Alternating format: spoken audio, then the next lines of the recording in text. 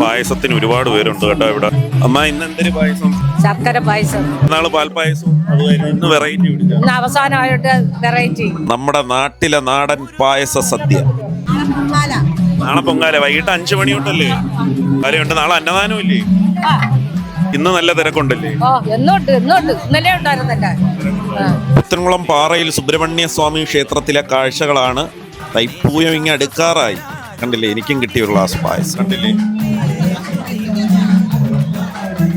ആവിഷ്കാര നാടകം ഭൂപടമായി നമ്മുടെ പഴയ ട്രൂപ്പല്ലേ പണ്ടോട്ടേ ഉള്ള ഇച്ചിരി കട്ടിയായി പോയി.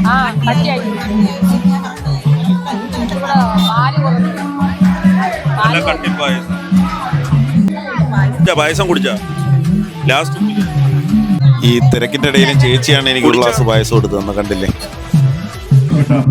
നല്ല പായസം. നാളെ പൊങ്കാല ഇടുന്നു. തൈപ്പൂയ അടിച്ചു പൊളിക്കാൻ തന്നെ പരിപാടി. പിന്നെ ആർക്ക് വേണ്ടി പൊളിക്കുന്നത്? ഈ വർഷം കണ്ടില്ലേ, അടുത്ത വർഷം കാണാതിരിക്കും. എല്ലാ മനുഷ്യന്റെയും കാര്യം ഭാഗ്യം വേറെ ഒന്നും. നാളെ മഞ്ഞൾ നീരാട്ടില്ലേ? എത്ര മണിക്കാണ്? 6:30 മഞ്ഞൾ നീരാട്ട് കൊടുക്കും. അമ്മ പിള്ളേർക്ക് വേണ്ടി എടുത്തതാണ് 2 ഗ്ലാസ്സിലെ പായസം. വീട്ടിൽ പിള്ളേർക്ക് കൊടുക്കാൻ കണ്ടില്ലേ. ഇവിടെ എന്താണ് താമര റോസ് കളർ 100 രൂപ അല്ല വേണ്ട, നമുക്ക് അവിടെ വെക്കാൻ സ്ഥലമില്ലല്ലോ.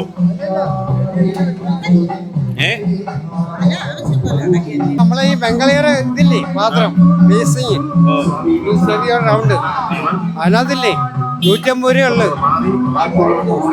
മനസ്സിലായി, അത് വാങ്ങിച്ച് നടണ്ടേ. പിന്നെ പാവല്ലേ ഇത്രയും ഇതായില്ലേ, അതുകൊണ്ട് ഒരെണ്ണം വാങ്ങിച്ച്. ഫെബ്രുവരി 1-നാണ് തൈപ്പൂയം. നാളെ ഇനി പൊങ്കാലയാണ്.